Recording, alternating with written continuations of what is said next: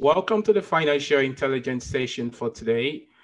This is the session that we hold on a weekly basis via Zoom. And this is not about getting rich quick overnight, but instilling in you the skills, information, and education to build lifetime wealth that can be passed on to your children and grandchildren. I want to welcome every members of our group to this session today. If you're joining us for the first time, you're awesomely welcome as well. We encourage you to join each session every week and do watch our previous recordings, as each sessions are always as a powerful one you cannot afford to miss, right? So make sure to invite your friends and families along next time. Before we dive in today's session, if you're yet to watch the session we had in the previous week, please try and watch that after the session today. So it's uploaded on YouTube on our channel. So if you search for D Howard on YouTube, that's the channel. So you can catch up on all the previous recordings, and then you can just digest the information. And it's actually easier as you go along, because now you actually have an understanding of what exactly we're actually talking about, right? So we're going to do a quick recap on what we discussed last week. In our previous session, we talked about why people choose job security over freedom. Sometimes, depending on how we are raised, some people are advised to get a safe and secure job, right? And while others, maybe a few others are advised to get educated and start their own business empire. So the reason for this depends on who you are getting your advice from. Some people seek job security, and that's all they can pass on to you because that's all they know, right? While some seek financial freedom, and because that's what they know, they will also pass on what they know onto you, right? So the primary reason many people seek job security is because that is what they are taught to seek at home and at school. We also talked about how many have been conditioned from their earliest days to think about job security rather than financial freedom or financial security, right? So the mind is the greatest gift of the creator to mankind only if you understand how it works and how to use it. This is obviously a topic of another session on our lifestyle transformation and coaching, which we usually have on Sundays. So because most people learn little to nothing about money at home or at school, it is only natural that they hold on even more tightly to the idea of a job security instead of reaching for financial freedom. Unfortunately, the topic of money and financial literacy isn't in the school curriculum. We also talked about the difference between job security, financial security, and financial freedom. For example, job security, right? So these are people in the employee quadrant. People in this category have little to no knowledge about finances at all. And they have been trained for the left side of the quadrant at home and in school, and their mind has been prepared for the world of becoming an employee. We also talked about the three types of business systems. So we have three main types of business systems commonly used today. We have the traditional C type.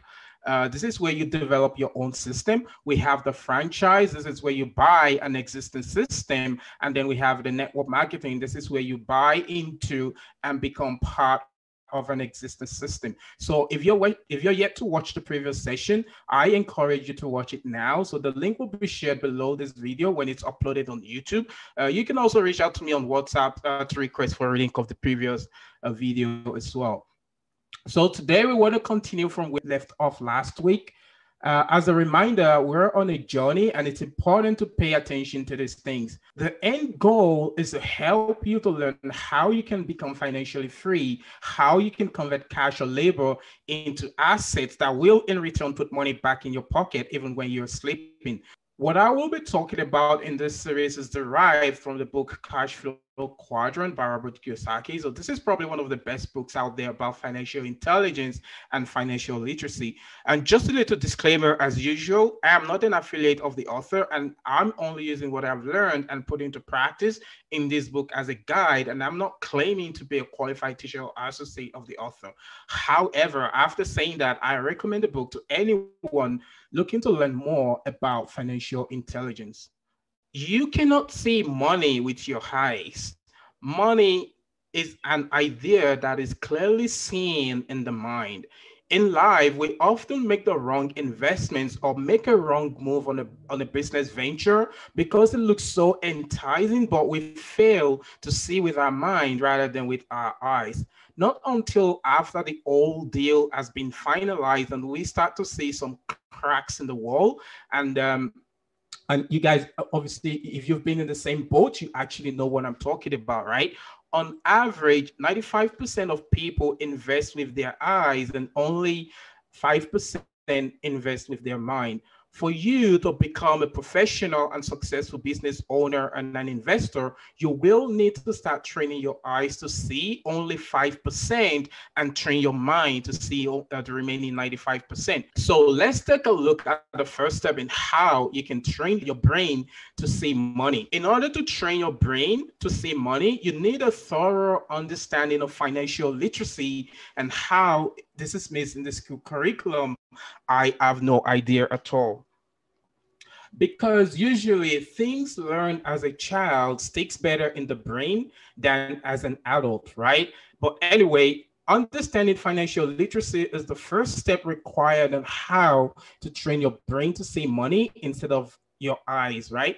And you also need to understand the words and the number systems of capitalism. So we talked about capitalism last week, so you can always refer to that video and understand what we mean by capitalism, right? But you need to understand the word and the number systems of capitalism if you want to start training your mind to see money. Just picture this way, that each quadrant represents a foreign language, okay? So you guys, as I join you today, you might not really be up to speed about what we mean by quadrants and stuff like that, but just be sure that the each quadrant represents a foreign language. Okay, so if you don't understand the words or numbers of capitalism, you simply don't understand that foreign language, and you will need to learn it. So very important. So the cash flow quadrant looks like different countries with different words and languages. So if you don't understand the words, you will need to understand the numbers. Okay,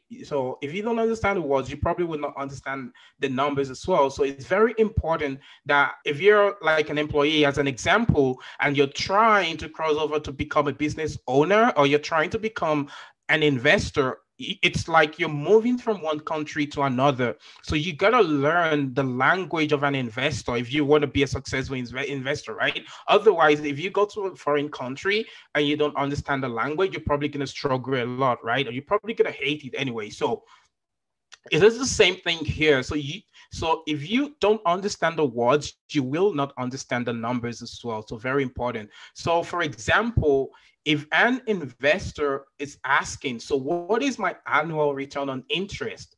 You start to understand this person is an investor, right? Just by, they're choosing the words. So that's what we mean by their languages, because people speak different languages in different quadrants. And we already talked about this in the previous weeks as well. Well, is that all you need to know? Absolutely no. But you are beginning to learn and understand the language of an investor, right? Or say, like in the case of cryptocurrency, someone may say they're hodling. We call it hodling, right? But it's holding, but we call it hodling. Okay, so someone may say they're hodling their cryptos or bitcoins, right? This is also a language spoken by a cryptocurrency investor. But if you're not familiar with the language, it's gonna sound like jargons, right? So that's why if you're moving from one quadrant to the other, it's very important that you're ready to learn the words and the numbers, right? So the second step in training your brain to see money is by understanding real risk. You need to learn to recognize and understand what real risk is all about. This is very important. So remember how people on the left side think the right side is risky, right? You need to learn and understand what exactly real risk is. As the author would say, investing is not risky. Being uneducated is risky. By the time we're done with these teachings, you will walk away a different person, and probably you will be on the verge of relocating from one country to another. And I mean relocating from one quadrant to another. If, for example, if you have been to a medical school and you spent years gaining experience, then being a doctor treating others is fine, right? Obviously. However, if you've never been to a med school, then you should leave treating others to someone else who knows what they're doing. Exactly the same thing goes with the world of investing, right? So if you don't know what you're doing, it's best for you to leave it for someone who's trained and qualified to do this stuff, right? But obviously, the end goal is for you to actually learn how to do this stuff as well. Reason people lose money or get their hands burnt is they always try to do what they have not been trained to do or have no knowledge about. They probably watch a video or see someone being successful doing a thing, right? And immediately they want to do the same. Getting a bad advice is risky. If you're a novice, then any advice is better than no advice, right? However, it's very risky if you can't tell the difference between a good and a bad advice. Most people aren't from a family, the people are not from a family with sound financial intelligence or even financial literacy background, right?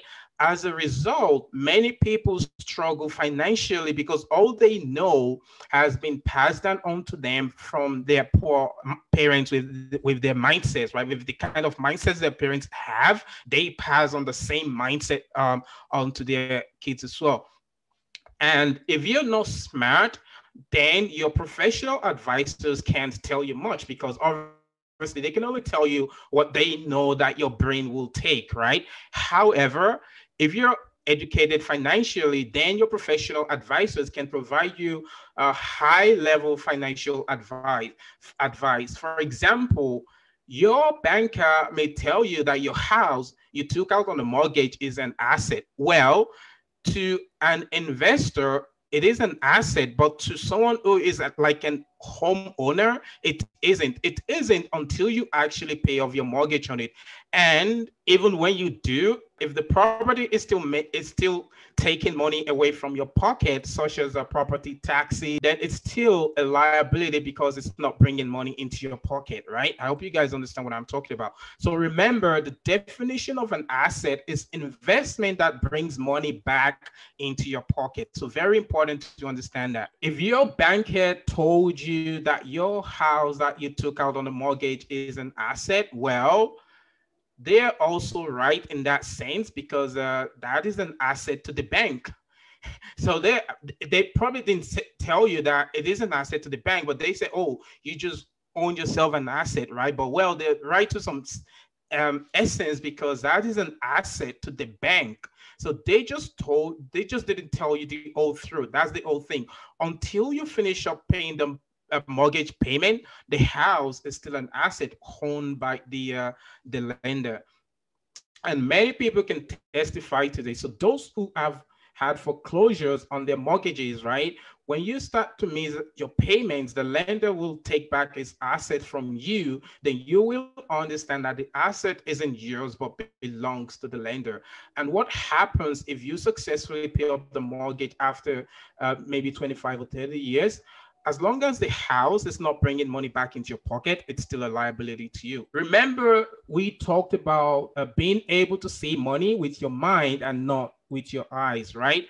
And remember that you need to know the real definitions of words and systems of numbers, the language spoken in each quadrant is very, very important. You got to understand the languages that have been spoken in each quadrant. So you should be able to distinguish between an asset and a liability by now, because we've been into this program for a little while now. So you should be able to know the difference between an asset and a liability. And again, an asset brings money into your pocket. Very simple. And liabilities take money away from your pocket. It's very, very simple. It's that simple. It's not complicated at all.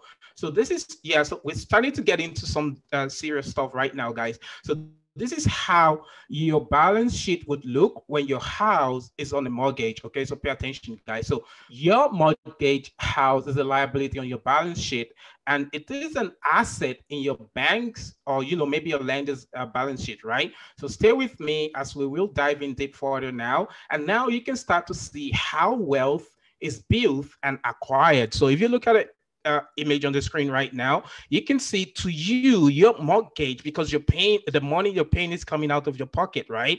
You have to make money in order for you to pay up your mortgage. So your mortgage on your balance sheet is a liability. It's sitting as a liability right now. But on your bank or your lender's balance sheet, it's sitting as an asset. For them, it's an asset, but for you, it's a liability until you pay up your mortgage after 25 or 30 years. So let's look at the definition of mortgage. What does mortgage exactly means? It is said that the origin of mortgage is a Latin word mortuus, which means dead. Wow. And also Old French means dead pledge. So mortgage in Old French means dead pledge. And according to the author, mortgage is an agreement until death, while finance means penalty. Always be careful borrowing money or taking finances. If you do this for your own personal gains, then make sure you aren't borrowing too much and keep it to the minimal. So make sure you're not taking out huge finances or loans for your own personal gains, because eventually it's going to become a debt onto you, right? So be careful borrowing money or taking finances, and make sure you keep it to the minimal. However, anytime you borrow a large amount, make sure someone else is paying for it. Very important, guys. For example, if you're taking out a large debt against a property, make sure someone else is paying for it. In order for you to survive financially, you need to understand facts, and numbers tells you the facts. And I'm going to say that again. In order for you to survive financially, you need to understand facts, and numbers tells you the facts, okay? Some people would ask, is my savings an asset? So are your savings an asset? Well, your savings is an asset because it shows up as a liability on the bank's balance sheet, because the bank has to pay you interest on the savings, right? And it also costs them to ensure the safety of your money as well. Perhaps you can start to understand why money can be seen, with the mind and not with the eyes, right? You can if you start to think deeper right now, you can start scratching your head and start thinking, so how can I become a lender? How can I start getting, acquiring assets, and start making income from these assets, right? So you can start to understand why money can be seen with the mind and understand what your eyes is unable to see in the game of money. So we actually call this the game of money, okay? By the way, the banks don't necessarily need your savings, and they can magnify money up to 10 times. And I'm going to give an example.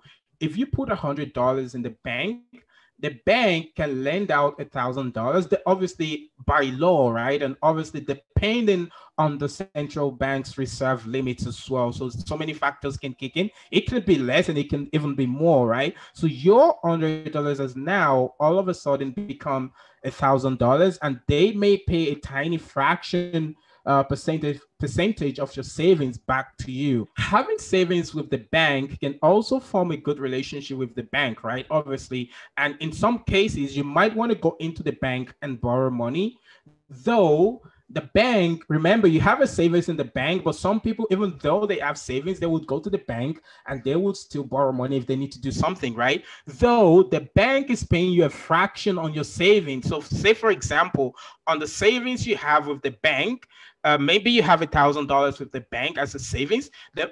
On average, maybe they're paying you 0.8%, right, on your savings. But guess what? You're paying back a higher percentage on the money you borrow from the bank. So if you have $1,000 and maybe you need some money, you want to get a car or you want to get something else, right? And you decided to borrow money from the bank you might be paying the bank 8.5%, on the loan that you took out from the bank, right? But remember, your savings, you're only getting 0.8. So you can start seeing some things here, guys. So why do people struggle financially? Unfortunately, for many, most people will be in debt when they leave college until the day they die. And this is actually a fact, guys. A lot of people, they would be in debt from the moment that they leave college until they die. And this happens, guys. This is real. This is real. So let's take a look at this and understand why many people struggle financially. I want you guys to be very open-minded right now, and you're gonna start seeing some things, and this is gonna start helping you to understand how you can manage your finances and how you can, start seeing money with your mind rather than seeing money with your eyes. Okay, the loans, the finances, the student loans, the mortgage debt that you owe others is also an asset, right? So whatever you owe, like say for example, your mortgage, your loans, your car loans, you maybe have a business loan, maybe you have a student loan, your credit card debts, that you owe. This is an asset to the bank or to the lender. All of these things that you owe, it's an asset. This is an asset to somebody else, and they get an income in the form of interest. So like you're looking at on the screen right now, when you owe the bank or maybe a lender or even somebody else, you owe them, like maybe they lend you money for your mortgage or your loans or your car or your business and everything. It is an asset to them because it's putting money back into their pocket in the forms of interest, right? So they get the money back as interest, but it's income and asset to them. But to you, it is a liability. So you can see this person's income and their balance sheet, right? I know in some part of the world, there's no such thing as student loans, right? But for those who live in the part of the world where student loans exist, then most people will be in debt when they leave college until the day they die. And for others in other parts of the world, most people will be in debt at some point, in their lives until the day they actually die. So this is why financial literacy is a crucial subject that should be an important one in the school curriculum. Again, if you look at this image on the screen right now, this is somebody else's statement. So what you're paying as your mortgage every month is an asset because it's bringing money back into their pocket. So what you're paying, the interest that you're paying on your loans, on your car loans, on your business loans or student loans, credit card debts, this is an income to somebody else in the form of an interest, right? I hope you guys understand that. So the money you could be saving in your asset column, remember I was talking about savings as well, right? And you can see how you get very, very little back. And then if you take money out and then you pay back a lot, right? So I'm still continuing on that. So the money you could be saving in your asset column is flowing out of your liability column in the form of interest payments on your mortgage. And then this ends up in your bank's asset column, right? So, and this is, and I'm going to explain this because this is how the cash flow pattern looks like. Your financial statement is at the top. So your mortgage or other loans is a liability because it's taking money away from you, right? Remember, a liability is anything that is taking money away from your pocket. That's a liability. So it says your mortgage and loans, it's a liability and it goes to your expenses, right? So you pay this as an expense because every month you pay your mortgage. It is an expense, right? It is not an income because it's taking money away from your pocket. So that's an expense. So your mortgage or other loans or interest is an expense that you pay every month, right? It's just like you're going to flip the financial statement over. And then if you look below, you can actually see your bank and your lender's financial statement, right? You can see that your mortgage or other loans, it's actually an asset to the bank. And because it is an asset to the bank, it's bringing money into the bank's pocket. So it becomes an income for the bank as well. So I hope you guys understand what we're looking at right now. So what is a liability to you? It is an asset to another person. And what is an expenses to you? It is an income to your lender or your bank or whoever is lending you out the funds, right? People become poorer with more debts and, they take upon themselves. As long as these debts, can be loans or mortgages or even as long as they're not putting money in their pocket, people become poorer. And the poorer you become as a person, the more liabilities you acquire and become indebted to many people or organizations, the more the poorer you become. So when you acquire more loans and it's like a liability, it's taking money away from your pocket. So the more you find yourself in this scenario, the more liabilities you acquire, and and the more you become indebted to as many people as you can think of, or even like banks or organizations or lenders, the poorer you become, because it's taking more money away from your pocket. And on the flip side, you can become richer, if you have more people indebted to you. That's on the flip side, right? So the more people are indebted to you, the richer you become. This is the game of money, folks, and you gotta learn how to play this game in order to be successful at playing it. So very important, guys. So the more assets you can acquire and have, as many people pay money into your pocket, the richer you become, obviously, right? Just like in the bank's case. So this is why, we keep talking about the need to understand how to acquire assets, and then let it start bringing money back into your pocket. So this is what this session is all about. Even, for example, the money we spend is a debt. And you may ask how. Many currencies are instruments of debt, okay? In the past, the US dollars used to be backed by gold, or with gold or silver, but now it is IOU. And that is being paid by the country's taxpayers. Now, this is what an average or middle-class American financial statement looks like. And I like to say, not just an average American, but anyone who lives in this part of the world who lacks financial literacy and not financial intelligence. These are expenses mostly taken out by the means of loans, right? Like we are yet to even factor other expenses. This is just like expenses that people pay, maybe some in the form of loans that they've taken out. Like a mortgage is still like you borrowed money. Car loans is just still borrowed money. Like student loan, you borrow money. Line of credit, you borrowed money, right? We are yet to factor in other expenses like their utilities, their mobile bills, car insurance, gas, and all those things, right? These are pretty much mandatory expenses that we're talking about, so we didn't even include those. And so we only factors the ones like average people take out on loans, and which doesn't bring money back into their pocket.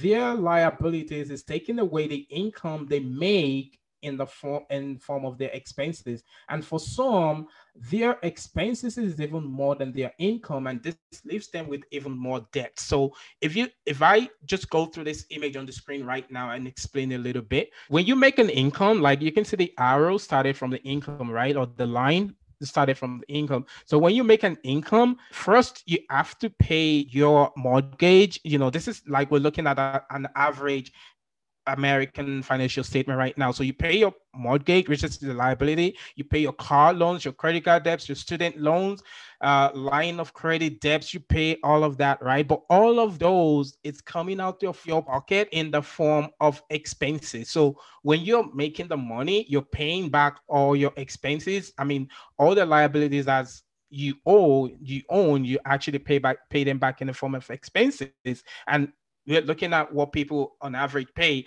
Obviously, everybody pay their taxes, right? People pay their mortgage payments, their car payments, credit card payments, student loan payment, and line of credit. You can see what an average financial statement of what an average American financial statement looks like. Pay attention here, folks. This is where it gets even more interesting. So for you to understand the game, then you will need to see that what is showing as liabilities on someone else's balance sheet, it's actually showing as asset on another person's or organization's balance sheet, and the interest is putting money back in their pocket. Again, the image at the top is just the image that is from the previous slide. I just put it in here so it will make much sense. So you can see, like, you're making an income, like I already explained, you have to pay all your liabilities, and they come out in form of expenses, right?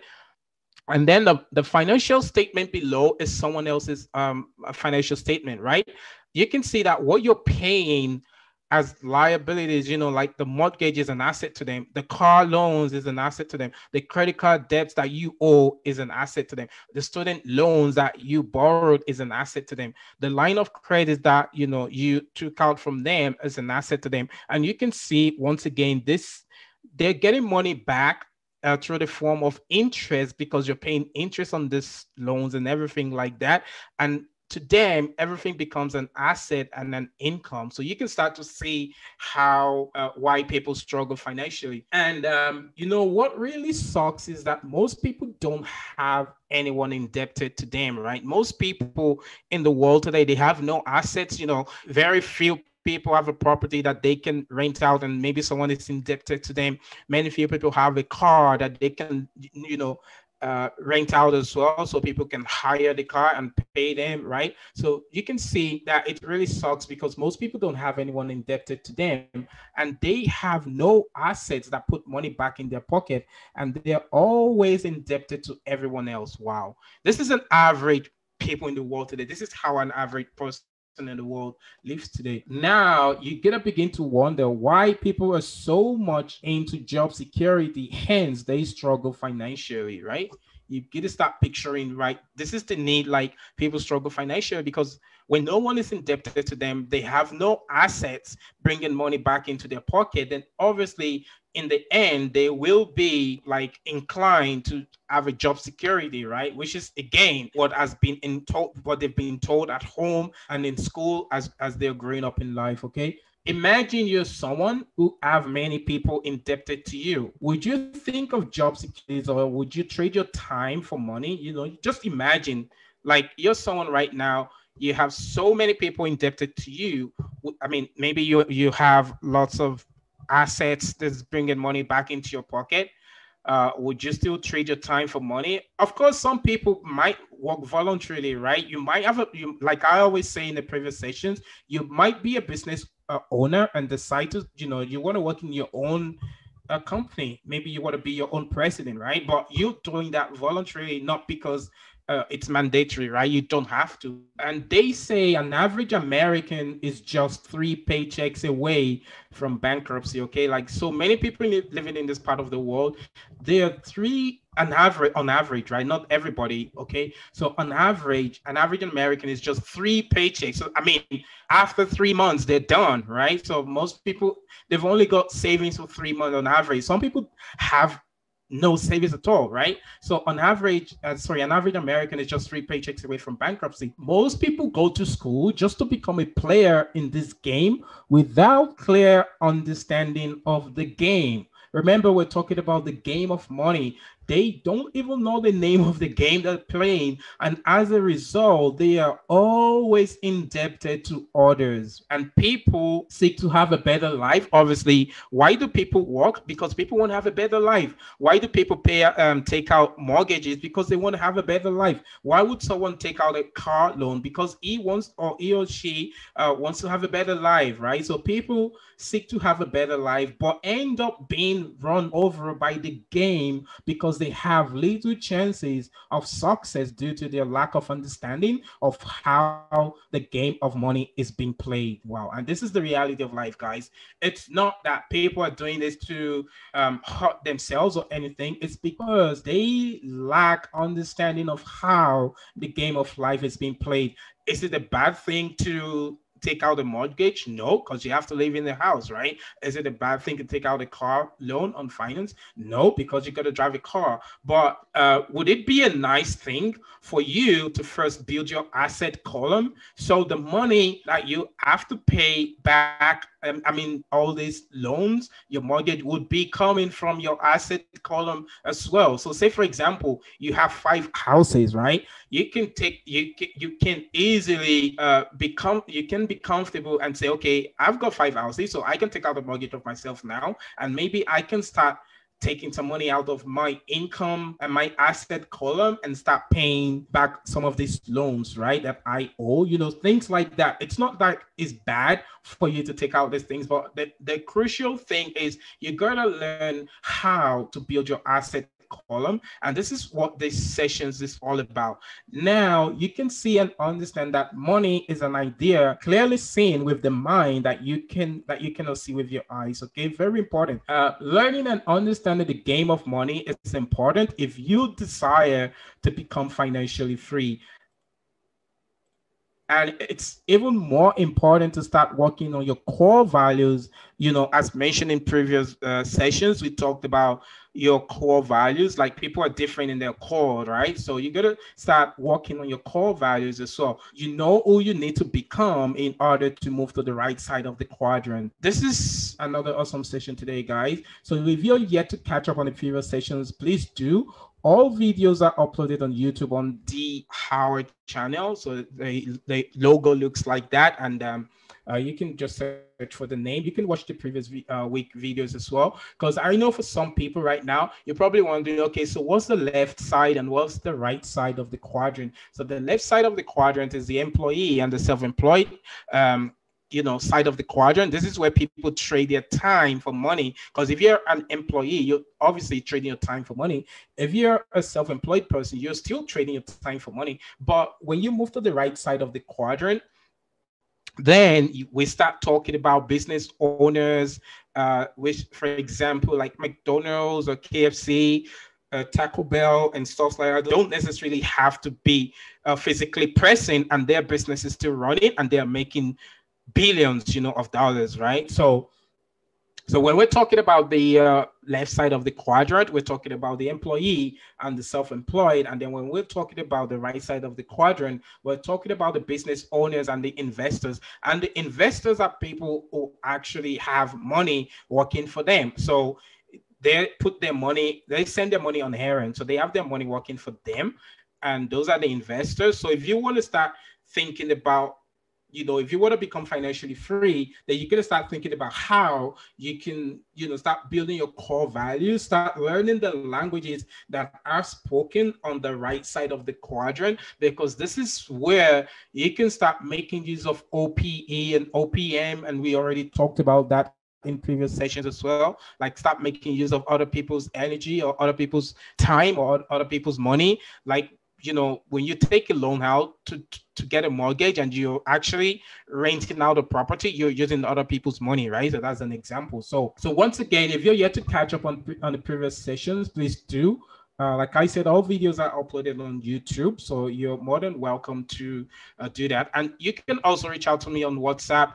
I would encourage you to invite others to join in as well. So if you have any questions, reach out to me on WhatsApp, ask your questions, or, if you want the link to the videos or the YouTube channel or anything, you can always reach out to me. So what I think that really stands out today is the fact that what is sitting on your, balance sheet right now as liabilities, they are actually an asset. So for example, right now, this is the way it works. So you should have a financial statement and you should have your balance sheet. Okay. You should have things like that.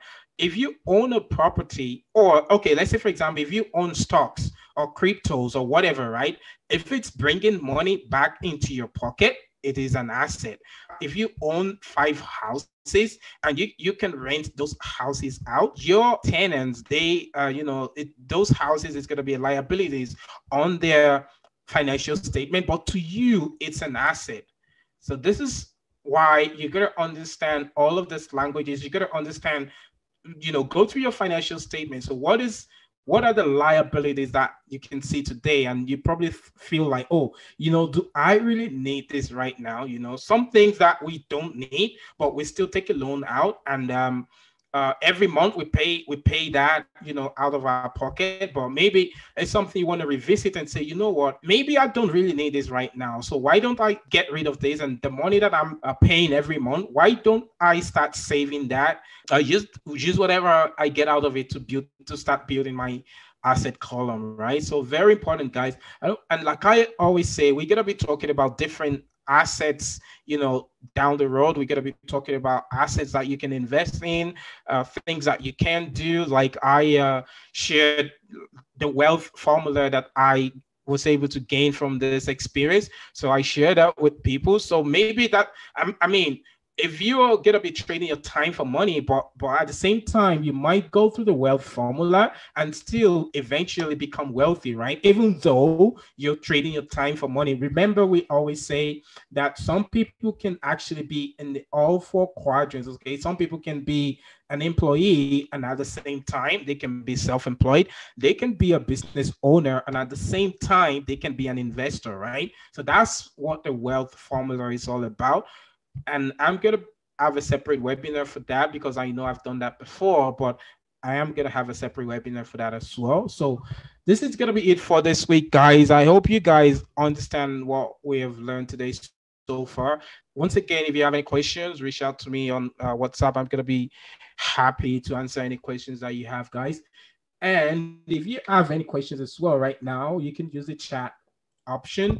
Let me know, and I will be more than happy to answer your questions, folks. I think it's important to watch today's session over again because today's session is going to help you to start understanding how you can use your mind, to see money rather than using your eyes to see money. And you got to understand what it takes, what it takes to be a business owner, right? We already talked about this in the previous sessions anyway. So you got to understand what it takes. You got to understand, like, you're going to be a different person if you want to be a business owner. You're going to be a different person entirely if you're going to be an investor, right? Your language is going to change. So many things about you is going to change. Okay, so you got to understand all of these things. So, and like I always say, this is a journey. So we're on a journey where you can start acquiring assets and then start,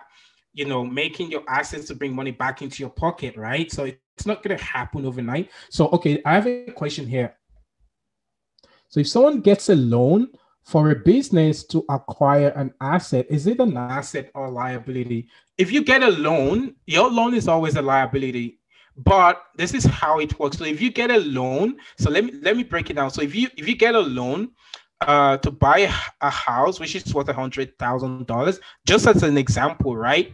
Let's say on your loan, you're paying back, let's say, I'm just going to pick out random numbers. Because let's say you're paying back $500 every month, okay?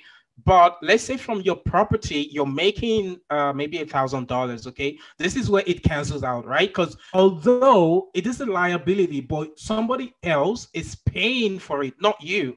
You understand, right? It is a liability in your statement, but somebody else is paying for it, not you. The money is not coming out of your pocket. So I can go back to my slides. And I like questions like this, so you get to understand. So I'm going to go back to my slides and I'm going to show you what I mean. Okay, so just hold on a second. You took out a mortgage. It is a liability, okay? But remember, you're renting out this property, right? So in your income statement, you're making, so let's say your expenses for this mortgage is $500, okay? Just hypothetically, right? It's not going to be exactly that, just a rough figures, okay?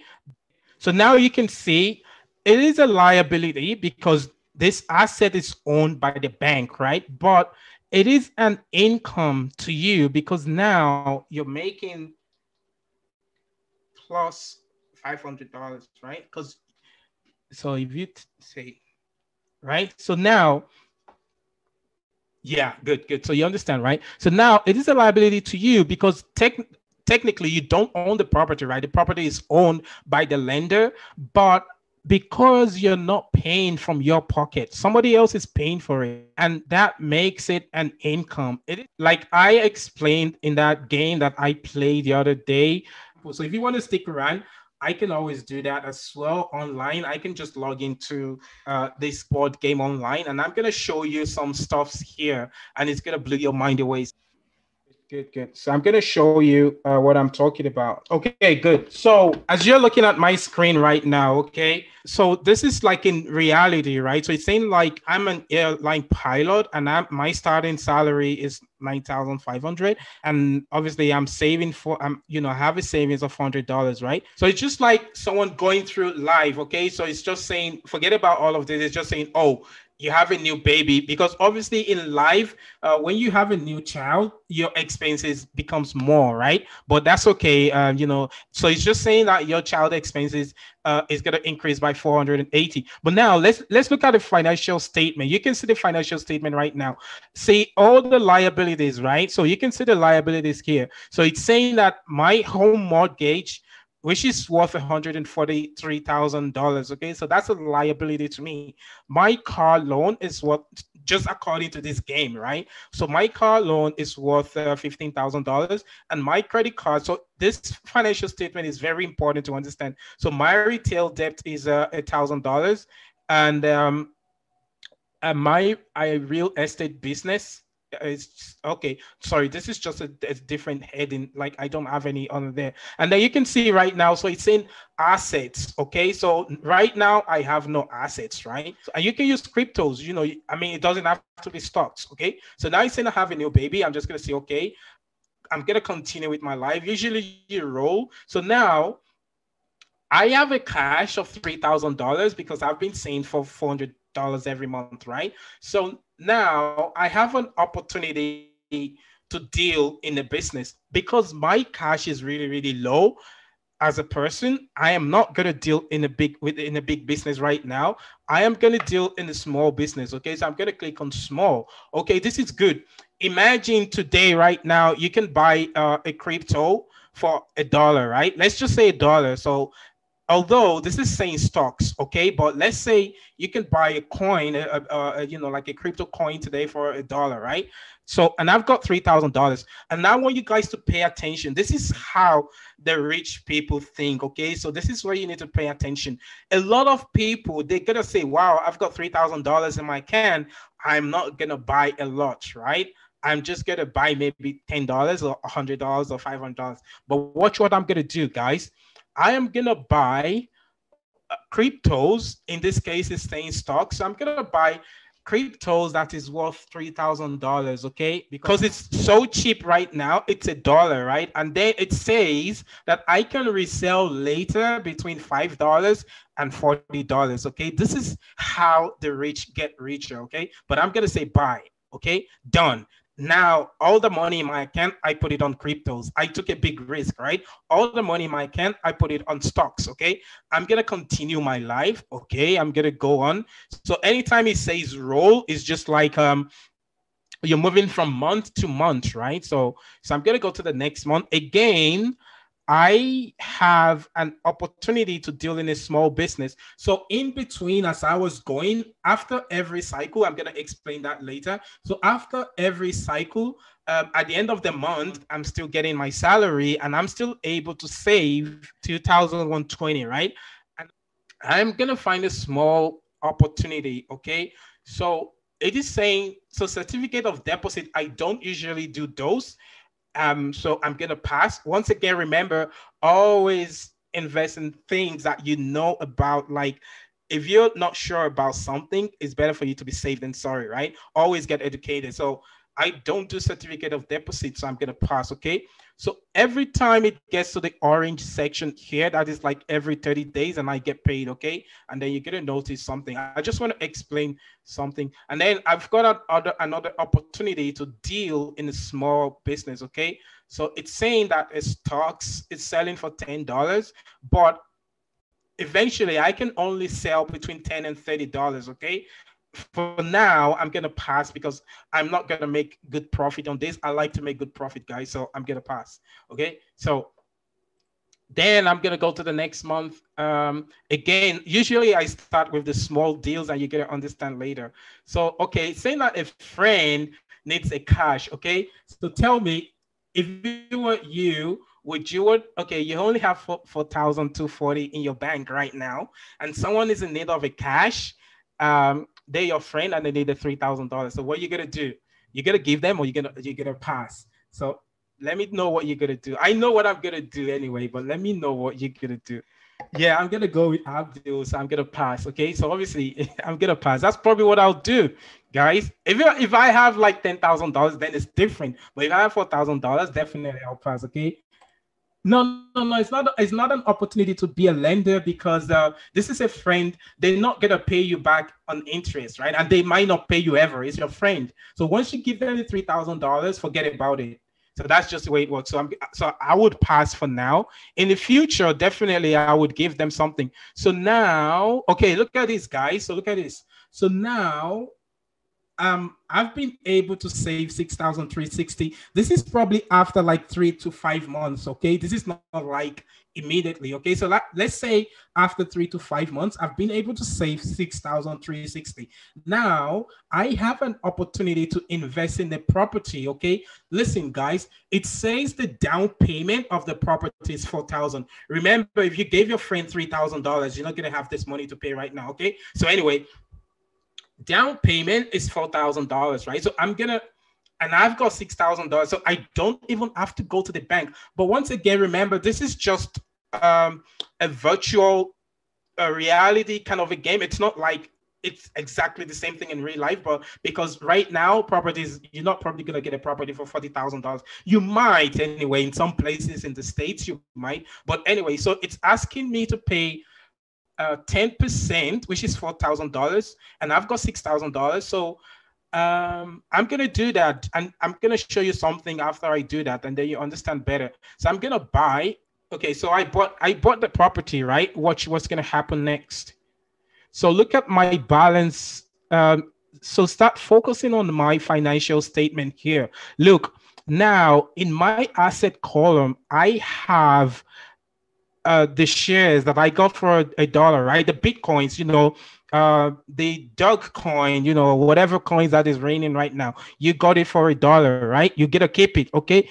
Now, remember, I've got 3,000 shares. That's an asset. That's an asset right there, okay? Now, I just paid $4,000 as a down payment for a property. It becomes an asset, and guess what? Look at my income, my passive income. So we call this passive income, okay? So now I am building my passive income gradually.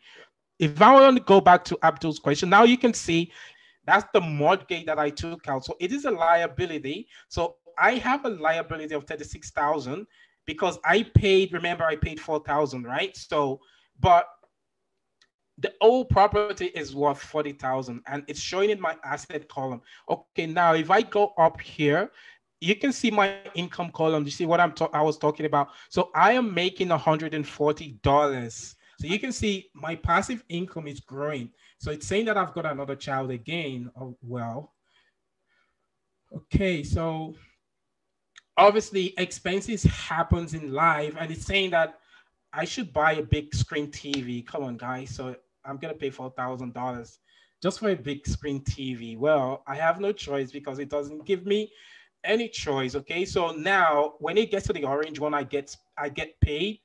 So okay, I'm gonna continue my life again. It's giving me an opportunity to deal in a big or small business. I'm gonna take small business again. Okay, look at this, guys. So it's saying that there isn't an house for sale. It is for $50,000, but the down payment is $3,000. Guys, I don't have $3,000. So I'm going to borrow money from the bank to be able to buy this property. But I'm going to do two things, and I'm going to explain to you why I'm doing that. So I'm going to say, okay, I'm interested in this property. I want to buy this property because the cash flow is going to be $100. So if I say buy, and it's going to tell me that I don't have money. Okay, so it's saying that I should take out the loan, which is what we call other people's money. Remember, guys, learn to see money with your mind, not your eyes. And guess what I'm going to do here? So he's saying I should take out a loan of $2,000 with a monthly payment of $200. I am going to say no. Do you know why? But I am going to be making $100 back. So that means I'm in a deficit of negative 100, right? I hope you guys understand that. So what I can make on a monthly basis on this property is $100. I cannot make more than $100, right? And at the moment, I do not have enough cash myself to buy the property, but if I take out a loan, I'm gonna be paying $200 back every month, but I can only make $100 back on the property. For me, it is not a wise investment. So I am going to pass. So I'm gonna say no. Sorry. Yeah, you can see that. So I can only make $100, but I'm gonna be paying back $200. So start putting your questions in so I can answer any questions that you have. So right now, I'm gonna pass on that because it's not what I want to do. So I'm good because it's not, it doesn't bring money back into my pocket. And I want to do what's going to bring money back into my pocket. So this goes on a monthly basis. So right now, again, it's saying I've got another child. Come on, guys. It doesn't give you more than 3 kids. So that's okay. That's the third one. And I think that's the final one anyway. So what I'm waiting for is for my cryptos to increase. And I'm going to show you how the rich think, guys. So keep looking at what I'm doing, guys. So right now, once again, I'm going to go for a small opportunity in life. Okay, stocks. Okay, I'm not going to buy the stocks. Do you know why?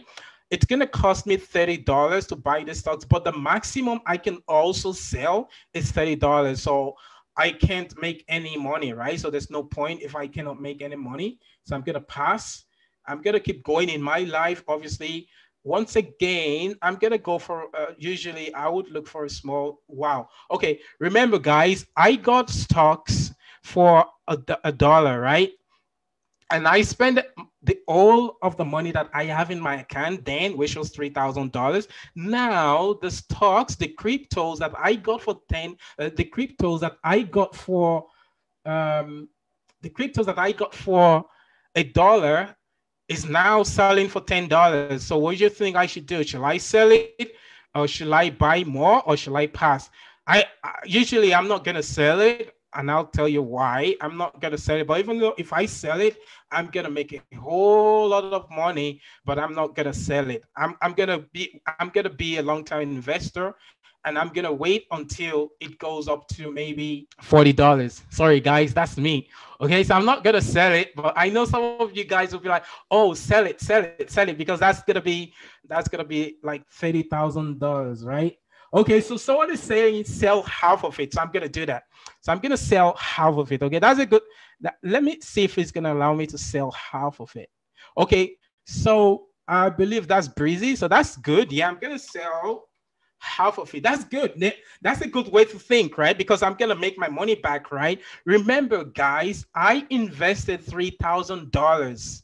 If I sold everything right now, I am going to make 30. Look, if I sold everything right now, I am going to make $30,000. Let's say after a year or two, right? Because we've been going around on a monthly basis. So let's say maybe after a year or two, I'm going to make $30,000. Is that a bad investment? Not at all. But anyway, I'm going to sell half of it, like Breezy said.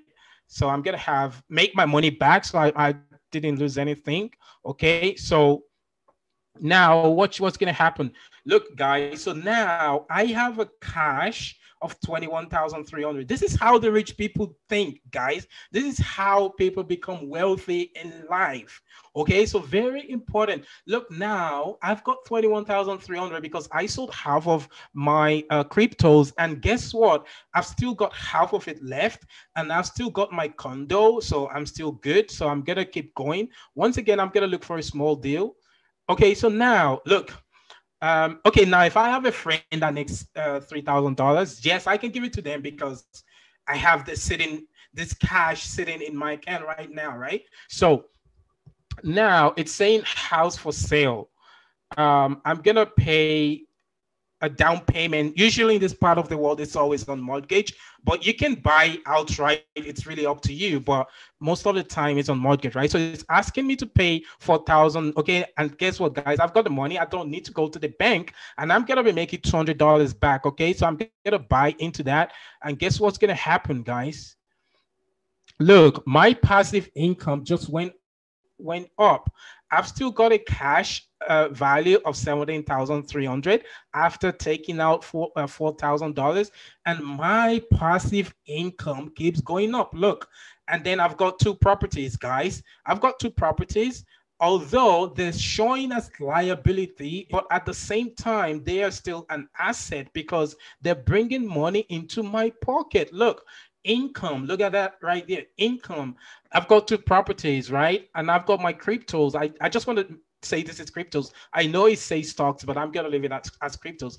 Okay, so mutual fund, I'm going to pass because it doesn't give you much, and I'm going to pay $20, and the maximum I can get is 30, so I'm going to pass. So I'm going to keep going with my life, as normal. I'm still working. I'm still looking for small deals. Okay, now, guess what, guys? I have a stocks here that is selling for $5, but potentially, and some of you guys have been into the Forex session, so you can check on the chart. Is this a good time to buy? Maybe the price has gone really, really low, and then the price is going to go up maybe in 6 months to a year, right? So, okay, for me, I am going to take the risk. I'm going to buy, I'm going to say 15,000 just to have a bit of cash left, okay? So I'm going to buy $3,000 worth, 3,000 cryptos, right? Okay, I know it says shares, but I'm going to buy. And guess what, guys? Look, my cash value has gone down. You see, a lot of people, they like to see the money sitting in their account. But let me tell you something. The rich people like their money sitting in assets. Look now, I've got 3,000 shares of that cryptos, and I've got 1,500, coins of that cryptos. That's why I'm going to say cryptos, because I like to say cryptos. I know it says shares. Okay, keep watching what I'm going to do. So now look, so this things happens in life. It's saying that a company, they are looking to buy a property, a kind of a property, but I don't have that property. So I'm going to pass, right? So I'm going to say pass. Then I'm going to look for a small deal again. So, wow. So my T4U, which is the cryptos that I just bought, but this is stocks, right? We don't usually get this in cryptos. The only time we get this in cryptos is when they split and stuff like that, but we don't actually get this in cryptos. But anyway, so it's saying that the stocks that I bought, and this happens in real life, guys. So business has been up dramatically and the company is doing so well. So the shares have split. So that means I now have, wow. So now I now have 6,000 shares of my T4U. I'm going to say small again. The reason I'm saying small is I'm trying to sell my cryptos and then I'm going to start going for big deals. Okay. But this is how the rich people think in reality. Okay. So I'm going to be a little bit fast here because you guys have an understanding. Again, same stocks. I am not really gonna buy because I already got 6,000 shares. I can buy maybe okay, you know what? I'm gonna make it 10,000 shares for now. So I'm gonna buy because it's so cheap, right? So I'm gonna buy. So now I've got more cryptos. So now I've got, yeah. So now I've got 10,000 of this, right? So I've got 10,000 coins. Okay, so I'm still gonna go for a small deal. So now I've only got a 4,100, but I've got an opportunity to buy a property for $50,000. Let me see what the bank is going to ask me to pay back. That's going to make me to decide if I want to buy or not. Okay. So I'm asking to take a loan. No, I'm not going to buy because I'm going to break even, right? So on my loan, I'm going to be paying $100. So I'm not going to buy because I'm going to break even. The maximum I can make on the property is $100. I'm not going to buy for now. I'll just leave it as it is. You guys, I just want you to see something which happens in real life. Okay. So I'm not going to buy again. This is mutual funds. I'm not going to buy. I'm going to leave that. I'm just going to keep going on a monthly basis. Okay, so now it's saying that my sister-in-law borrows money. It's okay. I'm going to give it to my sister-in-law, right? That's fine. But this time around, she wants to borrow $5,000. Wow, that's a lot. But it's okay. I'm going to give it to her. So I'm going to have $600 left. Technically, it might not be a wise thing to do, but I've got all these assets, right? So I'm good. Okay, so now guess what happens? One of the stocks that I bought earlier, that company is not doing well. Now my stocks is going to split and I'm going to lose half thanks to Breezy that asked me to sell it because I still made my money, right? I bought it for $3,000 and I made $15,000, right? Half of it, and I've still got something left. So So 10 acres of raw land, I'm going to pass because I don't have enough cash value for now. So I'm going to pass. I'm going to buy later for sure. But for now, I just want to show you guys something. So I'm going to say small again. Okay, look at this, guys. House for sale. Down payment is 0, but I am not going to make any cash flow. As a matter of fact, I'm going to be making negative 100 every month. Wow. Nobody wants to do that. So sorry, I'm not interested. So I'm good. And it happens in real life, right? Okay, so now I'm just waiting for the price of my cryptos to go up. I'm not going to buy anything for now. I'm just going to pass. I just want the price to go up and sell. And then I can start, doing bigger things. Okay. Again, there is an opportunity, but you guys already have an understanding of how this works out in reality, right? You can start seeing like the asset column is building. My income is getting more and more, and my passive income. And if you stay with me, there is a reason why this is happening, because you want to have enough passive income that is going to pay off all of our expenses.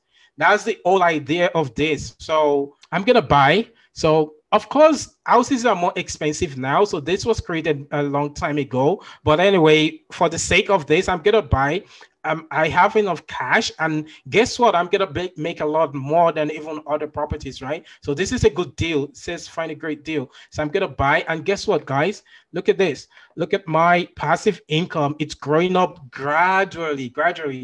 My asset as well. Look, my asset column, you can see why some people are wealthy, because they have a lot of assets. Okay, so it's saying that someone wants to buy a property.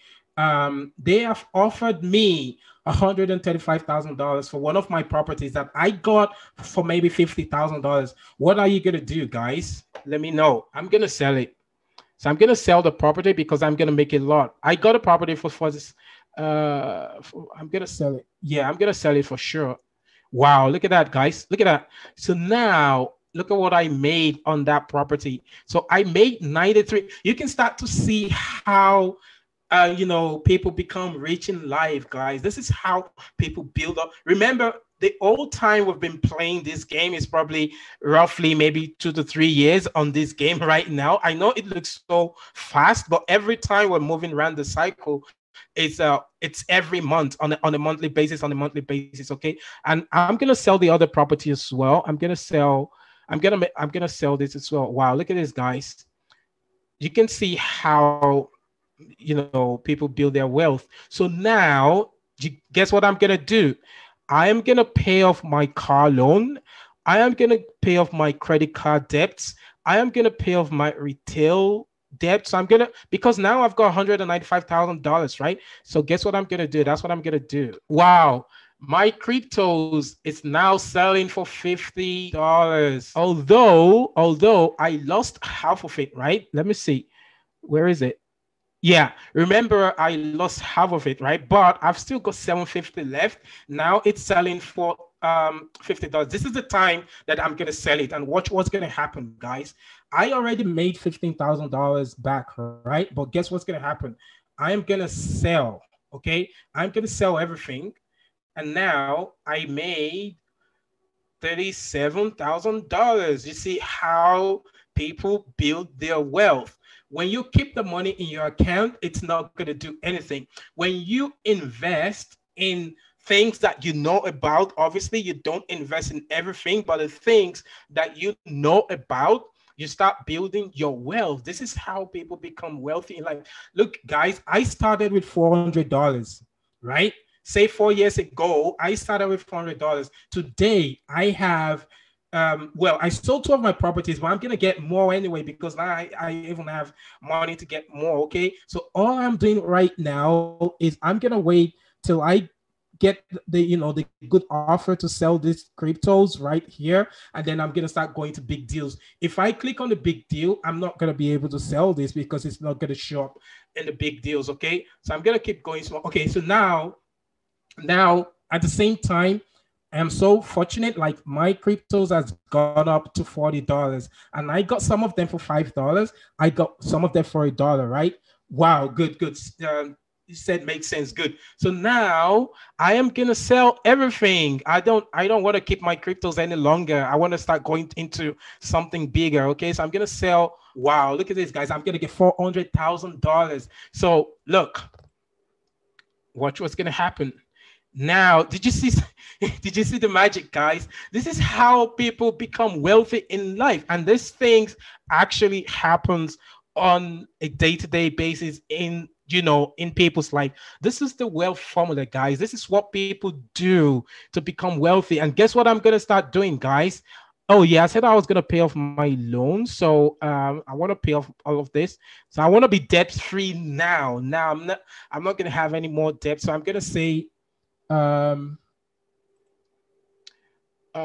start a part-time company. That's fine. I have a lot of money that I can do that, right? So okay, so now I want to repay this. So first I'm gonna pay off my mortgage.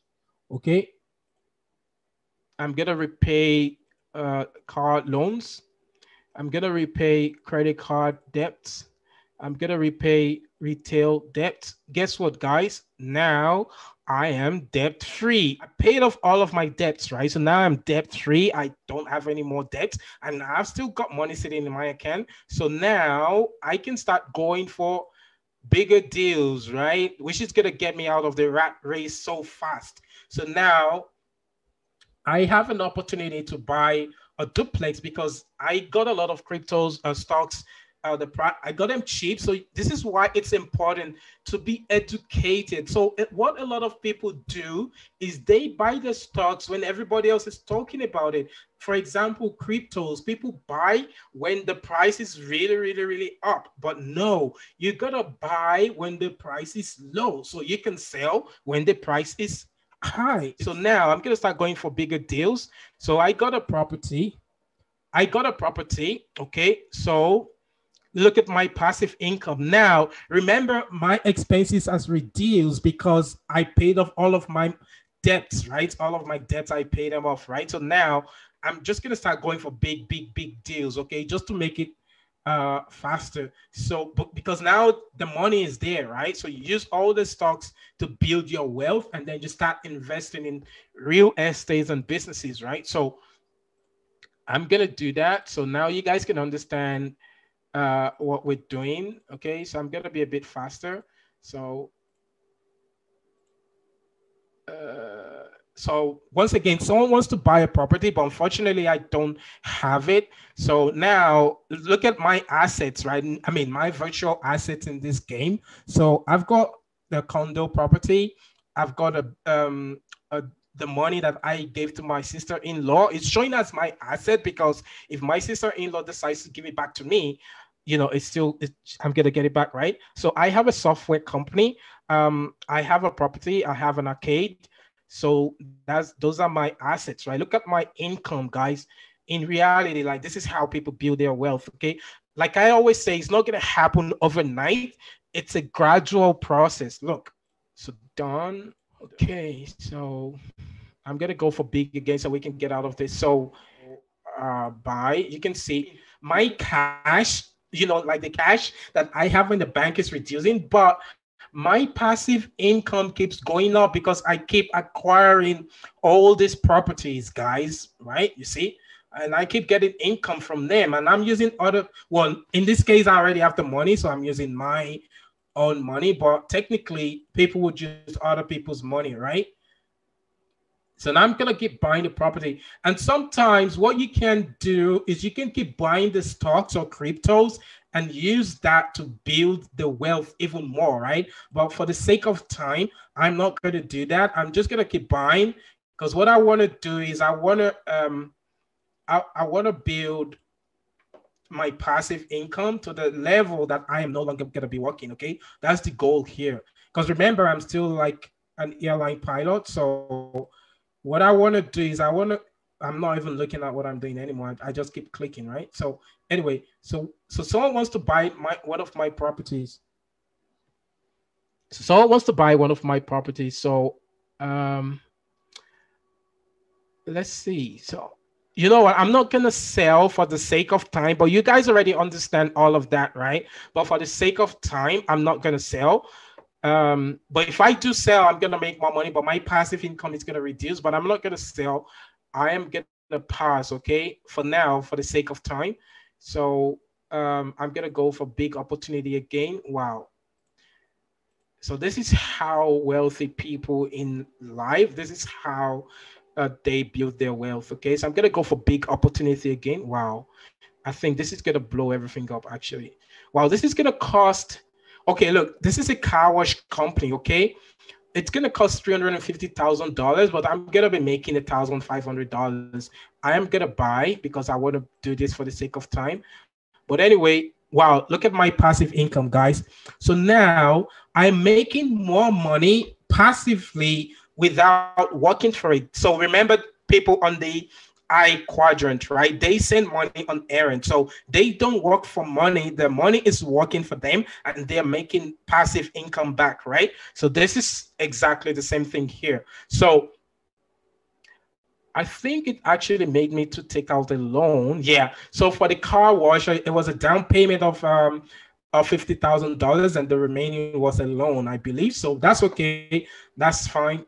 I'm gonna go with a big opportunity again. And guess what, guys? Look, say so you are out of the rat race. The rat race is, like people trading the time for money, 9 to 5 kind of lifestyle. So now I am out of the rat race. Maybe it took me 10 years of my life, right? But maybe it took me 8 years because I wasn't keeping tabs on, on time. But after a while, after building my assets, eventually I am out of the rat race. And that is how people build their wealth. If you remember, I said you can still be working, but at the same time, building your wealth on the right side, okay? You can still be trading your time for money right now, but you can start looking for cryptos, maybe very, very cheap, especially you guys that have been on the Forex training. You know when the price is really, really low, and maybe you're gonna buy for 6 months or a year or 2 years, and then you're gonna sell it off. Usually I like to use cryptos as an example. So what happens now, we're out of the rat race, we're no longer dealing with all of those small properties. Now you are beginning to become wealthy, and now is the time to start thinking about big things. Okay, so there's 2 ways today. So you can achieve your dream in life. So if your dream is to have a charity organization, that would be your dream, and that means you're successful in life. But usually what I'll just do here is I'm just going to keep buying, and I'm going to build this really, really quick. So now remember, you have all of those investments anyway. They're still working for you. So all of the money you're making in all your investments, they're still there. But now to even move on to the next level, right? So now it's more about bigger stuff. So it's saying you're going to have dinner with the president as your goal. I don't think that's the goal that I selected. I can't remember the goal that I selected anyway. So, so I'm going to pass. I'm just going to it's still the same thing, guys. It's just that this is bigger opportunities, right? For example, I'm going to buy so remember, before I was just buying like 1 property, 2 properties, but now I've got enough cash flow that I am able to start buying bigger properties, right? So that's just the difference, but we're still pretty much doing the same thing that I was doing before. Okay, so yeah, so now you can see that I am beginning to build my passive income, like the big boy level passive income. So now you can see I've got a truck parts maker. I'm making $5,000 on that. I've got a beauty salon. I'm making $10,000 on that. I've got 60-unit apartment building. I'm making $8,000 on that, right? So that's how people build their wealth. If you don't want to do anything dodgy or crazy. So now someone, I have a lawsuit, so I'm going to lose half of my cash. That's okay. I mean, you're now a big boy, right? It doesn't really bother you anyway. So I'm going to be trying to be as fast as I can, but I guess you guys understand this. So it's saying I should buy a gold mine. It's going to cost me $150,000, and the cash flow is going to be $25,000. Of course, I'm going to buy it. Yeah. Oh, yeah. So now it's saying that I have won the game by raising my passive income over $50,000. Good. So you guys understand this is how, these things work in reality for people that want to understand it, right? For so many people, they like to see the cash value in their account. For some people, they like to see, oh, I've got $10,000. Oh, I've got $100,000 in my bank. People like it that way. But the rich people and the wealthy people, they don't want to have their cash sitting in their account. They want to have their cash tied to an asset. And one of the best ways you can quickly build your asset is stocks. There are still some good stocks out there as well, and there's also some good cryptos. Like if you know what you're doing, right, you can still get your hands on some cryptos and buy them and keep them for maybe 6 months or a year or two, for however long it takes, right, for the price to actually get to what you want it to get to. So if you invest $1,000 in cryptos and you can sell it for $15,000, I think that's a good deal. That's a good deal. You can actually use the $15,000 plus your other savings that you have. You can use it as a down payment for a property and rent it out, and then you start building your passive income, right? So the goal is to have your money working for you. So you have passive income, making money for you on a regular basis. And now remember, I started as an airline pilot, right? But now I am no longer working for anyone, and I'm literally making what was it again? $50,000 every month or something like that, from all of my businesses, right? And I have a lot of cash flow. Like, I mean, this happens, guys, in reality. Maybe sometimes not as sweet as this. And do you know why? Because all of this happened in like maybe 30 minutes. Maybe this would take 10 years or 15 years for someone to actually achieve, right? But if if you're a young person today, if you're 30 years old today, maybe by the time you're 45, maybe you could be financially free, right? If you're 40, maybe by the time you're 55, you could be financially free. So that's the whole point of, the wealth formula that I always talk about. It is exactly the same thing that I just showed you guys here, guys. So, and again, you can see the financial statements, you can see your liabilities, you can see your assets, you can see making use of other people's money and stuff like that, right? So that's it, guys. So that's gonna be about it today. So I hope you guys were able to take away with you one or two things, and I hope we're gonna meet up again next week. I'm not sure if we're gonna have the session tomorrow, but if we're gonna do, I will share the link in the group. You're welcome, Chris. You're welcome, everybody. Right? You want to be financial intelligent. So that's the most important thing. Like when everybody else is doing something, maybe that's the time for you to step back a little bit and let them do whatever they want to do. Be the smart investors. So we talked about the smart investors in the first video, and we talked about some cryptos opportunities, and some of those are actually doing what I was expecting them to do. So you can watch that video. I think it's going to be the first video that we had. I identified some crypto opportunities, and they're doing exactly what I said they were going to do. And the ones like Bitcoins out, if I'm a newbie to the game right now, I'm not going to get in right now. I'm going to, no matter what, I'm going to wait. If it takes 2 months or 3 months for the price to come down, I don't care. I'm going to do that. I mean, if I'm a smart investor, right?